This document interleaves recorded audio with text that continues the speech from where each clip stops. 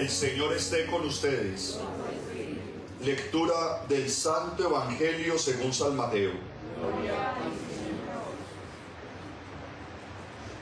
En aquel tiempo Jesús tomó consigo a Pedro, a Santiago y a su hermano Juan, y subió con ellos aparte a un monte alto.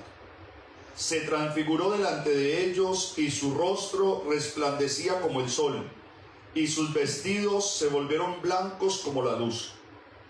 De repente se les aparecieron Moisés y Elías conversando con él.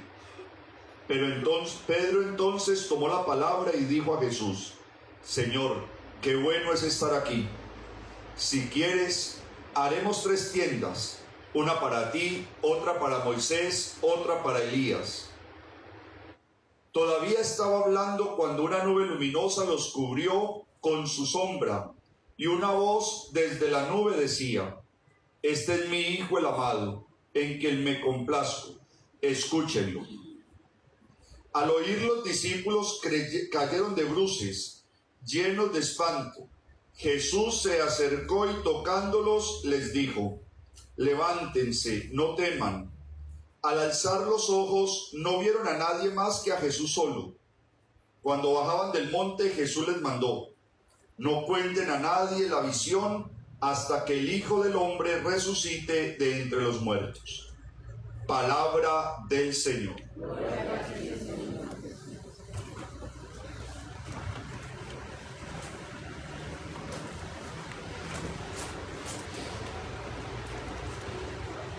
Llegamos ya al segundo domingo de la Cuaresma y vamos notando cómo la palabra de Dios sigue sacando de sus mejores textos para acompañarnos en este camino espiritual. Hace 8 días reflexionábamos sobre el Evangelio de las tentaciones, ¿sí se acuerdan? Hace 8 días hablábamos de las tentaciones y decíamos que la tentación era solamente una propuesta, era solo una propuesta. Hoy la palabra de Dios nos lleva a comprender un poco una pregunta que se hacían los apóstoles. ¿Cómo hace Jesús para no cansarse como nos cansamos nosotros? Jesús siempre está de buen humor. En todo momento Jesús atiende a todo el que se le acerca. Siempre que hay un enfermo, Él lo cura. Siempre que hay un pecador, Él lo perdona. Un endemoniado y Jesús lo libera. ¿Cómo hace que no se canse? Esos discursos que da tan largos y tan profundos y la gente lo quiere escuchar. ¿Cómo hace Jesús? Nosotros estamos rendidos. Lo vamos siguiendo por todas partes y estamos cansadísimos. Y Jesús todo el tiempo tiene ganas de seguir predicando y de seguir curando y de seguir ayudando a los demás. ¿Cómo lo logra? Y entonces nos damos cuenta que a Jesús lo están persiguiendo para matarlo y a Jesús lo vemos tranquilo. Jesús, ¿usted qué hace? ¿Qué se echa? ¿Usted qué come? Que parece que nada, como que lo divide por dentro. Esa es la pregunta de los apóstoles. Entonces ustedes podrán decir: Padre, ¿también era Dios? ¿Era el Hijo de Dios? No, Jesús vivió completamente su humanidad. ¿Qué hace Jesús para que un momento de crisis no lo desestabilice? ¿Cómo hace Jesús para entregarse todo el tiempo a los demás y no notársele cansado? ¿Cómo lo logra? Y ellos empezaron a observar el comportamiento de Jesús y notaban que todos los días, entre la noche y la madrugada, Jesús se separaba de ellos y se iba a la montaña a orar. Y cuando Jesús bajaba de la montaña, Jesús era capaz de empezar un nuevo día como si el día anterior no hubiera hecho nada, con toda la fuerza y con toda la energía. Y era muy particular porque Jesús no le permitía a nadie que lo acompañara a ese momento en la montaña.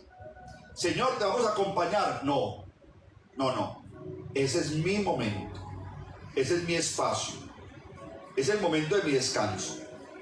Usted vaya para la barca.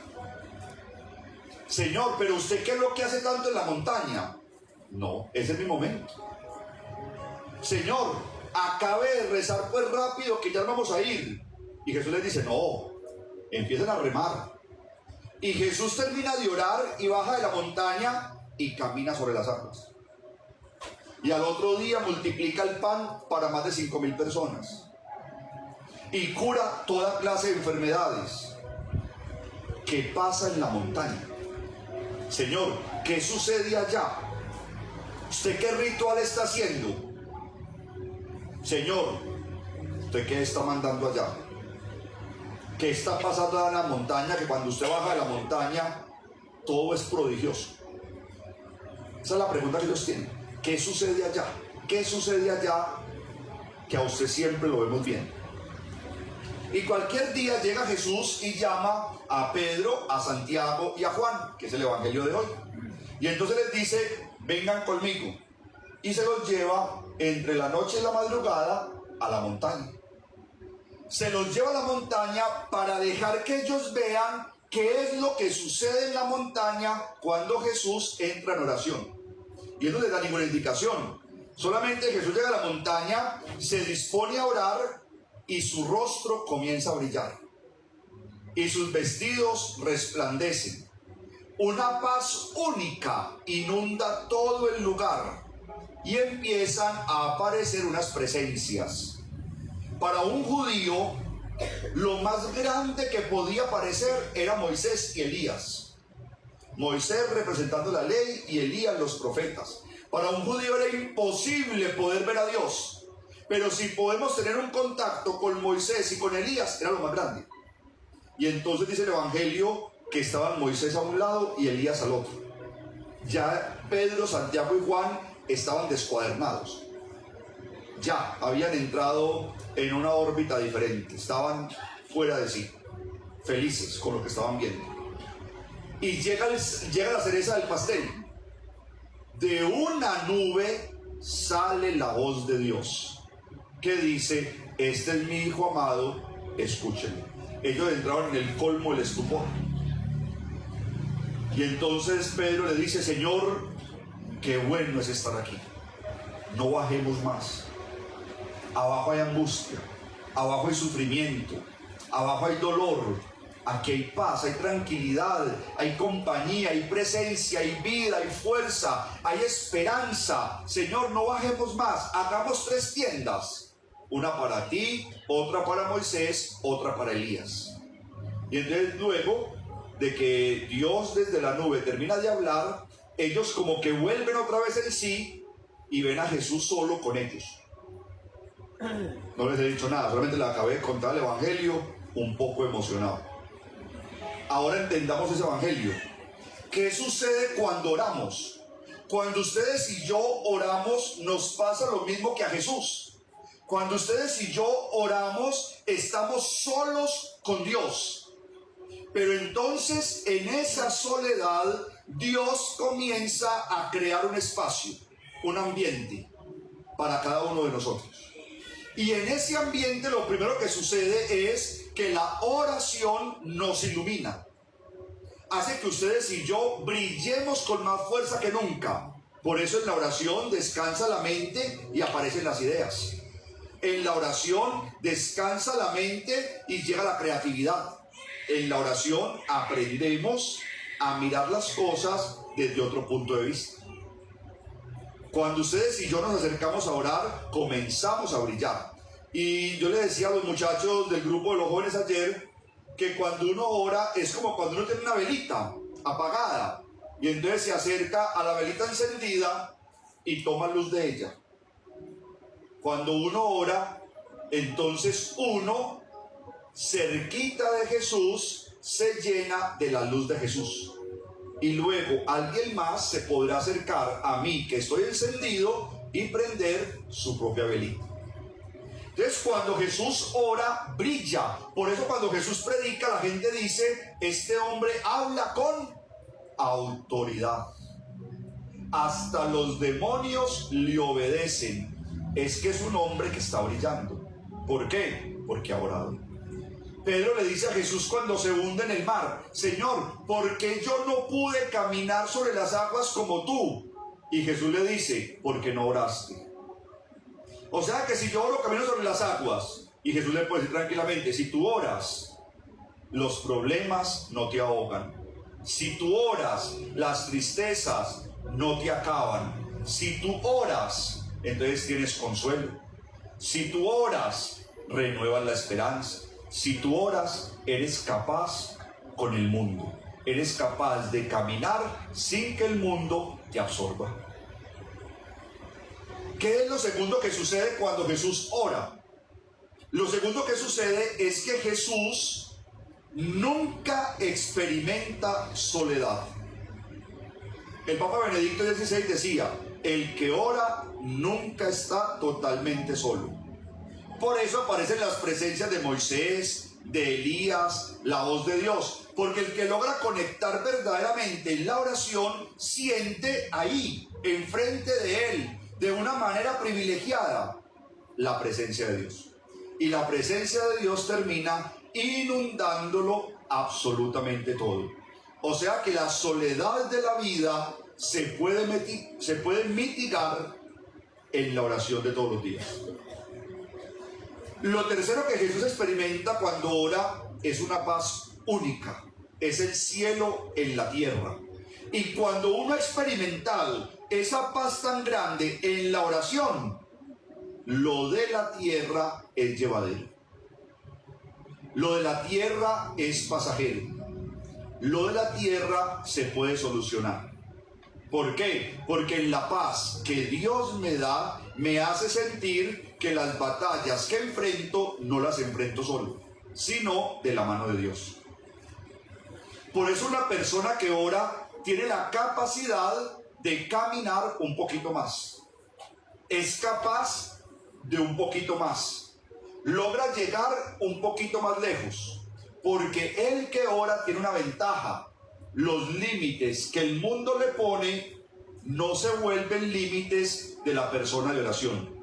Porque la persona de oración, cuando ora y recibe la paz, lo que hace es ampliar los horizontes. O sea que los límites desaparecen. Una persona que no ora dice: hasta aquí llegué. Una persona que ora simplemente cree que mañana será un mejor día que el de hoy.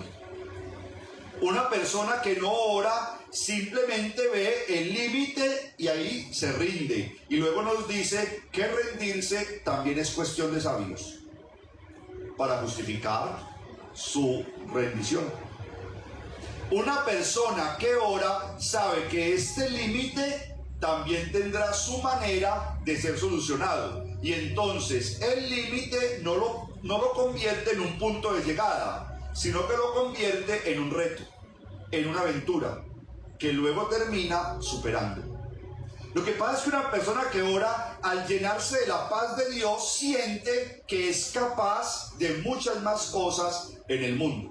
El que no ora llega hasta donde su limitación humana se lo permite llegar. Y lo cuarto que experimenta Jesús cuando ora es que acaba de estar en medio de una conversación con Dios. Por eso Dios le habla. No nos dice que Jesús pronunció una sola palabra. Jesús llegó y se silenció. El que habló fue Dios. Cuando ustedes y yo oramos y aprendemos a hacer silencio, entonces el que puede hablar es Dios. Y Dios les dice: ese es mi hijo amado, escúchenlo, él es mi predilecto. Entonces miren, 4 cosas que uno experimenta cuando ora. Pero es que cuando uno ora no es la oración de la noche, cuando ya uno está cansado, que no me puedo acostar sin rezar, y entonces suelta uno un Padre Nuestro ahí en la carrera. No, eso fue cumplir antes de dormir, para yo dormir tranquilo. Pero cuando uno ora, lo primero que uno siente es que el mundo no tiene el poder de apagarlo a uno, porque uno brilla con una luz tan fuerte que el mundo, con sus problemas, no lo puede apagar. Cuando ustedes y yo oramos, se nos ilumina la vida. Cuando oramos, nos llenamos de paz. Cuando oramos, sentimos que las cosas las podemos hacer de una forma diferente. Cuando ustedes y yo oramos, podemos sentir que el mundo se nos cae encima y nosotros creemos que todavía somos capaces de sostenerlo un rato más. Una persona que vive una vida de oración es una persona que brilla permanentemente. Pero acuérdense, siempre que nos pasa algo bueno, llega algo difícil. Al lado del que brilla, convive el envidioso. Y el envidioso solo busca apagar la luz. Por lo tanto, si ustedes y yo no estamos en oración permanente, el envidioso logra apagarnos. Pero cuando oramos todo el tiempo, antes terminamos dándole luz al que vive en tinieblas, dándole luz al envidioso. Cuando ustedes y yo oramos, entonces sentimos que este mundo no lo estamos batallando solos, que al lado mío está caminando Dios, que Dios me habla permanentemente y que Dios me habla en una persona y que Dios me habla en un acontecimiento y que Dios me habla muchas veces en un sueño, o Dios me habla también simplemente en una canción, en una oración, en una lectura, en algo. Pero cuando yo oro, yo siento que no estoy solo. Pero también cuando yo oro, me lleno de una paz tan enorme que entonces muchas cosas de mi vida pasan a un segundo lugar. Empiezo a disfrutarme un poco más lo simple y lo sencillo. No me angustio tanto por lo que puede ser pasajero. Le doy a cada situación y a cada persona el lugar que le corresponde. Porque se trata de seguir conservando en la vida común y corriente la paz que tengo cuando oro. Y luego cuando yo oro, lo que hago es atender una visita, conversar con Dios. Por eso se los he repetido ya algunas veces. Cuando oremos, también tenemos que pasar un ratico haciendo silencio, porque Dios nos quiere responder. Pero nosotros muchas veces llegamos a la oración y de principio a fin estamos diciendo cosas. Y rezamos esto y rezamos lo otro y decimos esto y pedimos por este, por aquel, por este otro, por hombre, el Padre, amén. Me fui. Venga, si la oración es un diálogo, ¿en qué momento dejé hablar a Dios? ¿Cuándo pudo hablar Dios? Entonces, luego de que le digamos todo lo que le queremos decir, hagamos un ratico de silencio. Ese era el evangelio de esa semana. Decía Jesús, no por mucho hablar en la oración vamos a ser escuchados más ligero. Ya Dios sabe qué es lo que usted necesita. Aprendamos a orar haciendo silencio, para dejar también a Dios decirnos alguna cosita. Entonces miren todo lo que recibimos cuando oramos. Entonces Pedro le dice a Jesús, Señor, quedémonos aquí. Y Jesús de alguna manera le dice a Pedro, Pedro, no, tenemos que volver a la vida común y corriente.